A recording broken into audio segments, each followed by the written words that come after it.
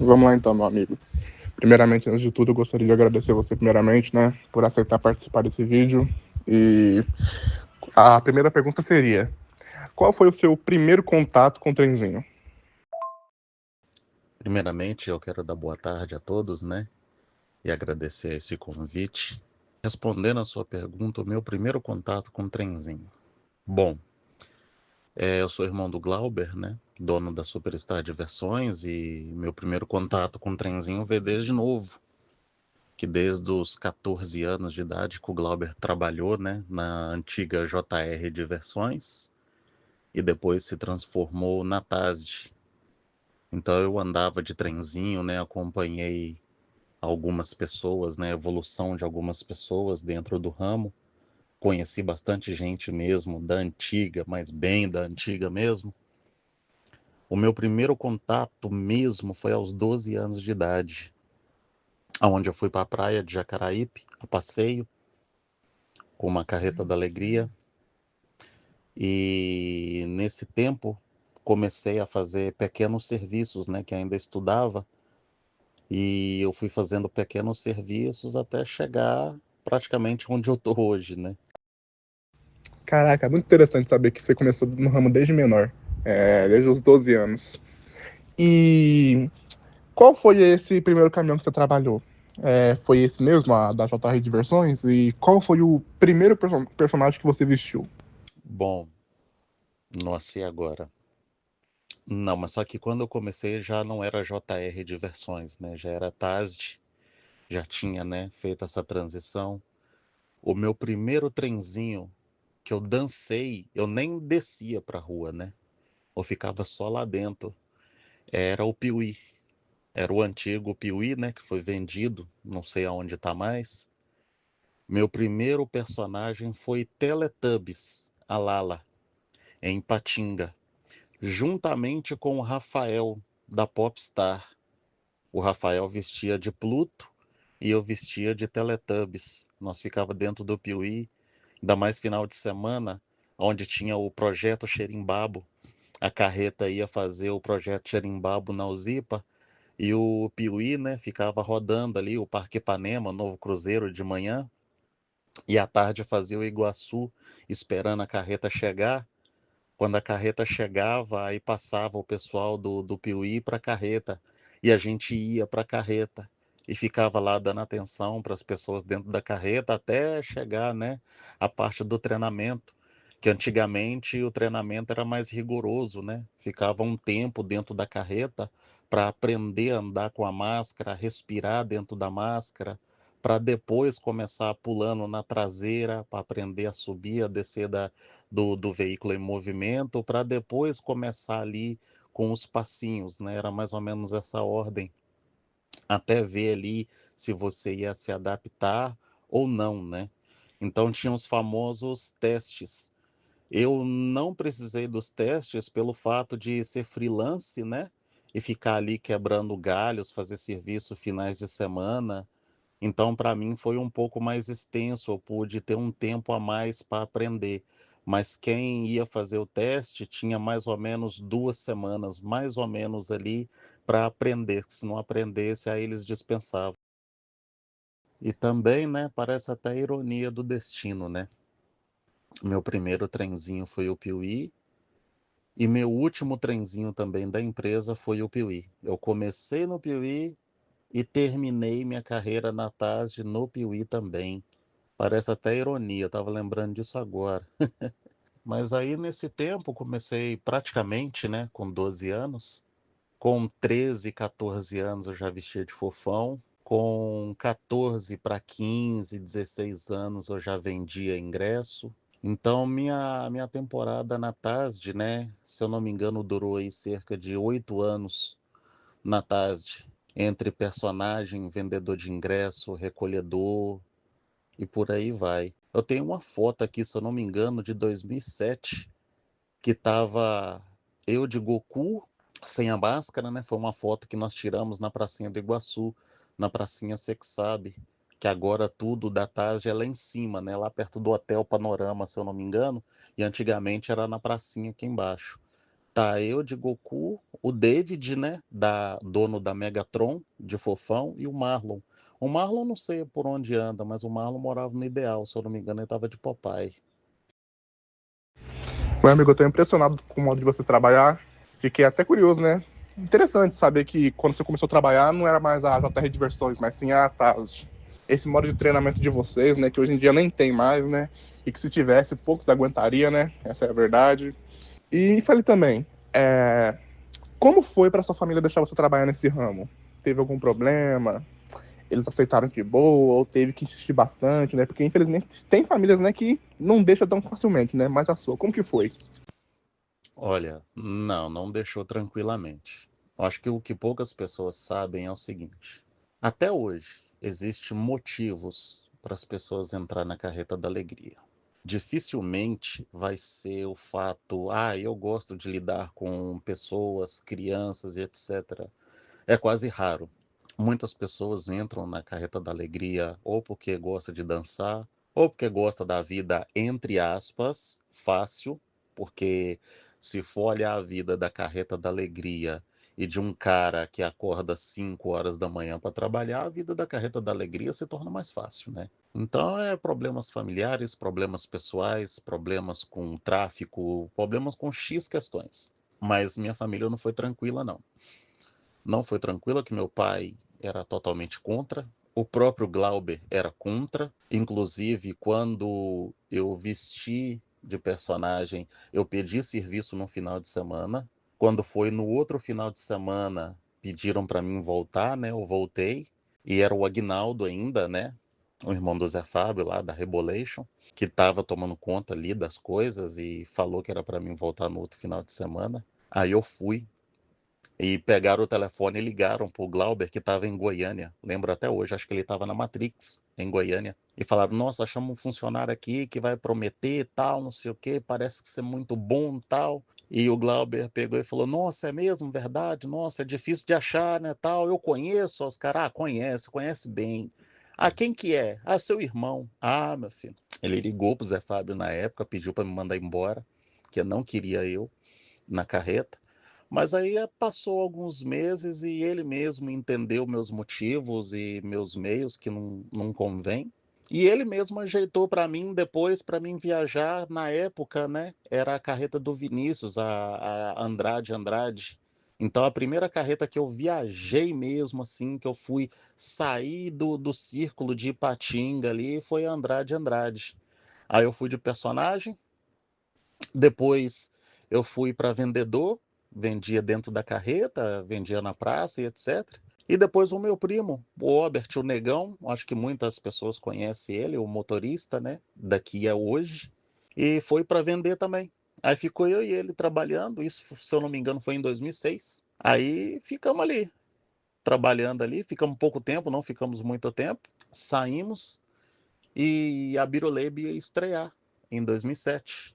Aí acabou que o Glauber era motorista, eu era personagem, eu vesti de Cuca, estreando a Birolebe, meu primo acho que já era vendedor para estrear a Birolebe, e assim foi, cara. Mas não foi tranquilo, não.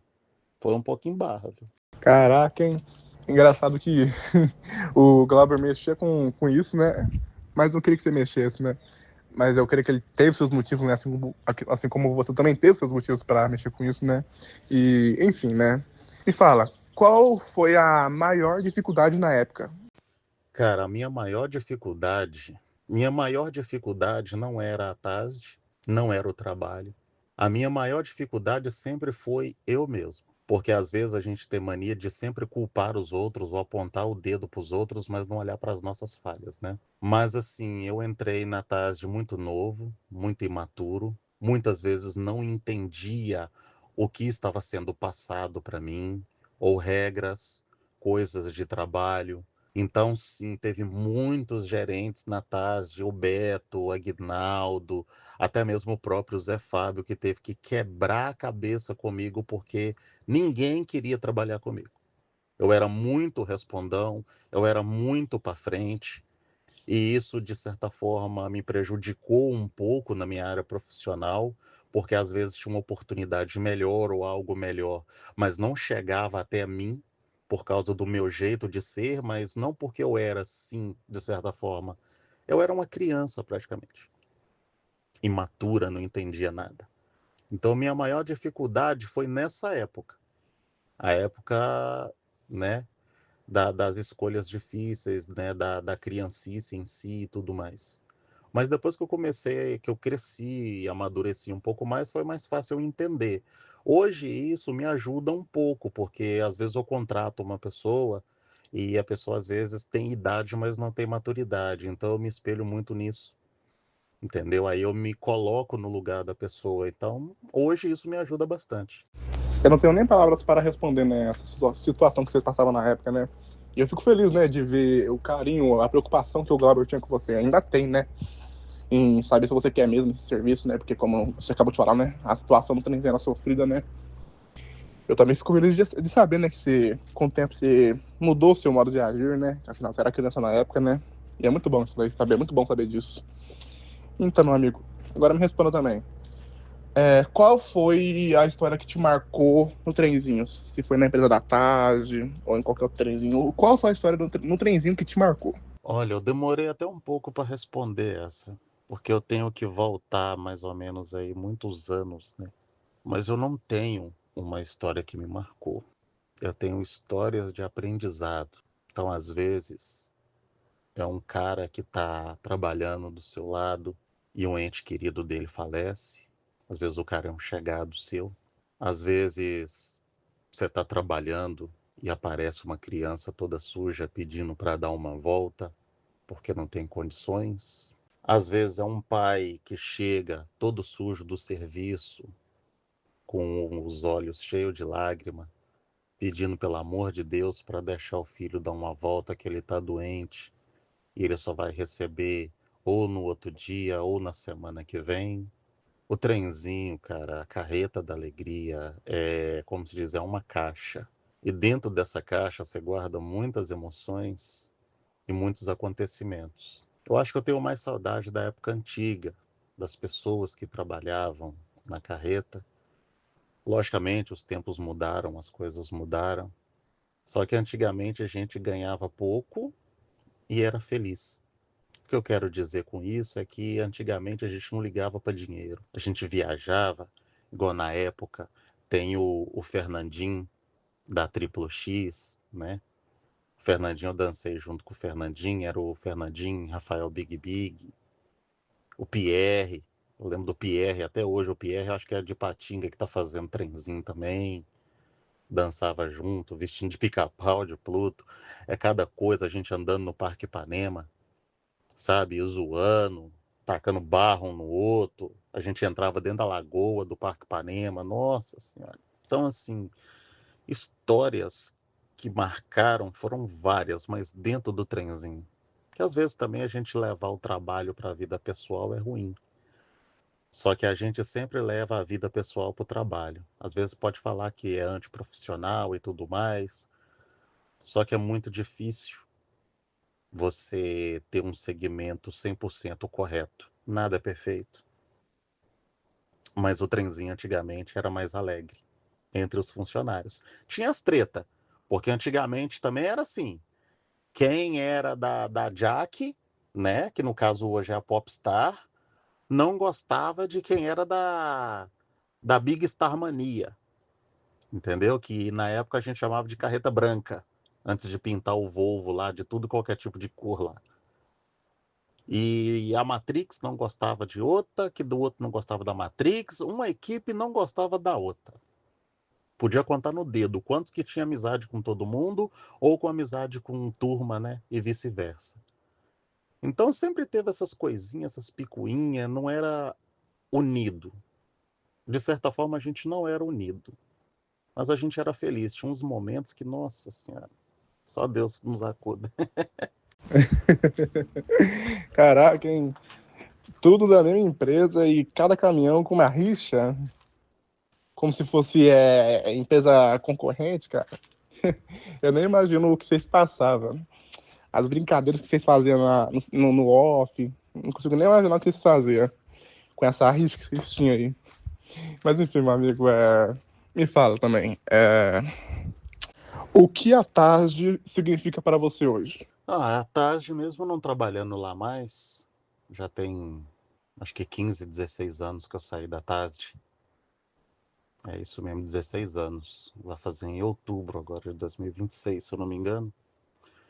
Mas eu tenho uma admiração por aquela empresa, um respeito. Já tem 12 anos que eu não vou em Ipatinga. A última vez que eu fui em Ipatinga foi há 12 anos atrás. Cheguei lá na oficina e me trataram super bem. O Zé Fábio, a Beth, todo mundo ali sempre me tratou bem. Então eu tenho um respeito enorme por todo mundo ali. Sabe, eu não tenho um contato direto, mas sempre assim, se precisar de alguma coisa, uma informação, ou até mesmo algum menino que vai vir trabalhar, né? Eu sempre dou um alô no pessoal, ó, manda aí a referência desse menino aí e tal, porque nós temos essa rede de informação. Eu acho que os funcionários de hoje não sabem, porque hoje tem muito funcionário sacana que fala que quer vir trabalhar, você manda a passagem do cara, manda dinheiro para ele comer e ele não vem. Às vezes pega o dinheiro, sabe, e some. Então hoje nossa rede de contato está ficando bem ampla, tanto a TASD com a Superstar com a Carreta da Alegria, e assim vai, cara. A gente está tendo uma rede de contato. Então, todos esses funcionários que pisam na bola ou que deixam na mão, a gente joga ali para os principais contatos, explica o que aconteceu, entendeu? E o cara fica marcado. Então, tem um respeito total com a Tarde. A Tarde foi o início de tudo. E até hoje, né? Hoje, com várias empresas por aí, eu acho que as carretas mais bonitas são da Tarde. Eles têm equipamento, eles têm toda a estrutura. Hoje, a forma de trabalhar deles eu não conheço mais, né? Porque as coisas mudam, não posso dizer sobre isso. Mas o que fica é admiração e respeito por eles. Que legal, hein, cara? Muito bonito mesmo, hein? Muito bom. E quais são as suas metas no futuro para o ramo dos trenzinhos? Ou você já realizou as suas metas no ramo? Rapaz, eu já realizei. Eu já cheguei aonde eu queria chegar. Graças a Deus, estou bem. Mas os projetos sempre vêm, né? Com o tempo. Com o tempo, a vida vai passando e você vai criando novos projetos, novos sonhos e por aí vai. Mas por enquanto eu pretendo fazer meu pé de meia e mais para frente me aposentar. O ramo está ficando muito estagnado, né? Eu, Vinícius, já vejo uma realidade para isso tudo. Da mesma forma que hoje tem várias empresas muito boas no ramo, eu vejo muitas empresas ruins, péssimas, sem estrutura nenhuma, que deixa o funcionário de qualquer jeito, largado, fazendo o que quer, já estão estragando várias praças por aí. E se continuar nesse ritmo, a tendência é só piorar. Então eu já estou fazendo meu pé de meia, entendeu? Para futuramente me aposentar, entendeu? Eles não dão ali um treinamento adequado para o cara, não passam orientação, não tratam os funcionários como empresa, entendeu? É tudo para lá, tudo jogado. Então eu não vejo isso com bons olhos, entendeu? Então, o trenzinho hoje está virando brinquedo. Ah, se eu tenho um dinheiro guardado ali, eu quero ter um. Tá igual o menino rico, quando o menino olha um brinquedo, ah, eu quero aquele brinquedo ali. Não quer saber preço, não quer saber das consequências, não quer saber de nada, só quer ter. Então aí o que era para ser uma coisa legal, sabe, ganhar dinheiro, fazer a vida em cima daquilo ali, tá virando bagunça. É isso que eu vejo hoje pro ramo, e só os fortes vão ficar. Só os fortes vão se destacar. Aí vamos ver quem aí vai aguentar a pressão.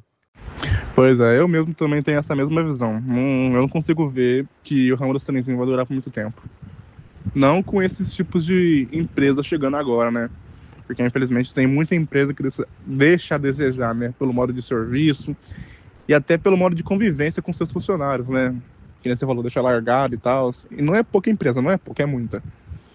Infelizmente acaba surgindo muitas empresas que trabalham no sustento disso daí, né? E agora, para finalizar, meu amigo, Última pergunta. Deixa um recado dessa antiga geração sua aí pra nova geração que tá vindo, ou que já está no ramo agora e tal. Deixa um recado pra eles aí. O recado que eu tenho que deixar é muito simples, que eu vejo muitos da nova geração preocupados em deixar seu legado.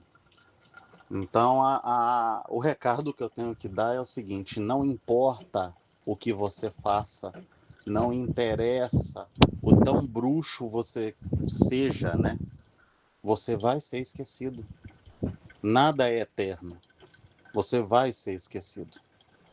Assim como os da antiga, se você perguntar hoje, qualquer um da geração aí que chegar e falar assim, oh, quem é o Vinícius da Superstar? Eles vão falar assim, ah, é irmão do Glauber.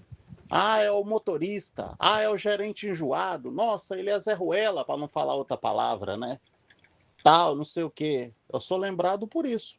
Agora pergunta quem era o Vinícius de personagem, sabe? Quem era os da antiga de personagem? Ninguém lembra mais, cara. Ninguém lembra. Ouve falar vagamente, mas não lembra. Então, se você está achando que isso não vai acontecer com vocês, vai acontecer com vocês também. Todo mundo vai ser esquecido. Trabalhe e faça o seu melhor.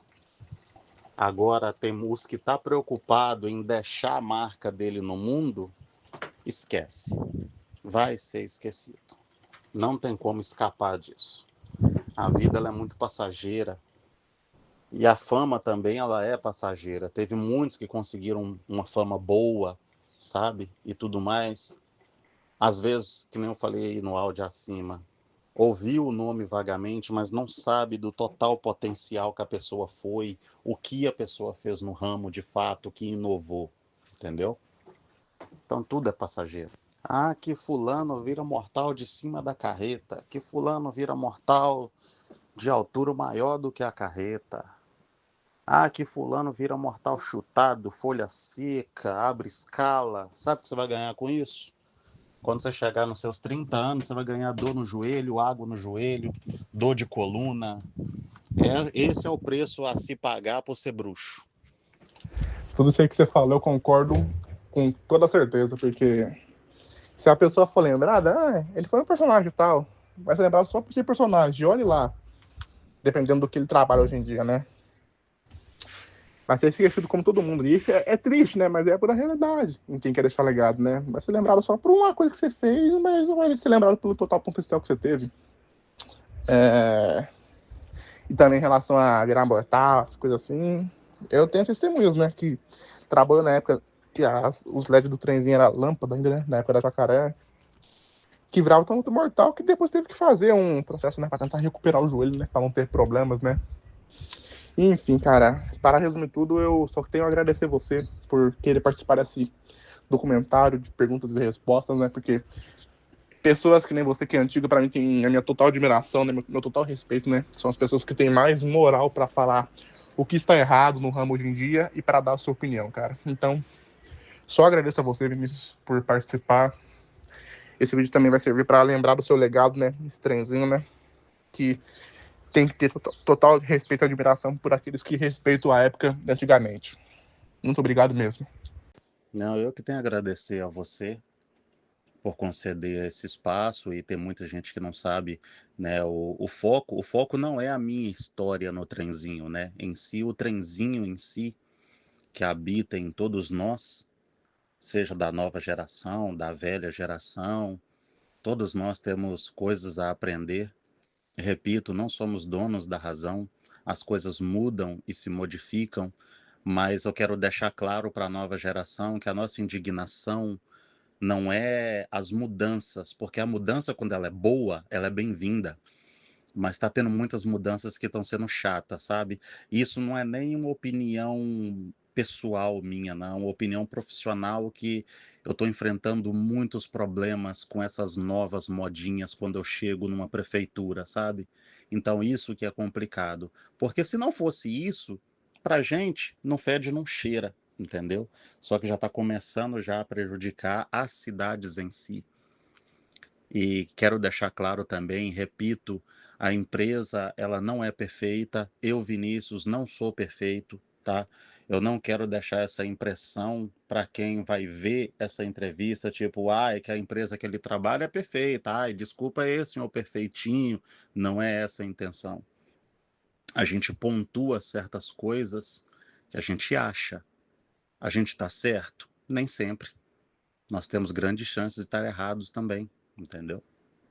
E é isso aí, quero agradecer a todo mundo, tenha uma boa tarde, né? E Deus abençoe a todos. E fica aí de reflexão, né? Às vezes a pessoa quer entrar na carreta e acha que é só glamour. Não, tem muita gente aí que está sofrendo no trecho, hein?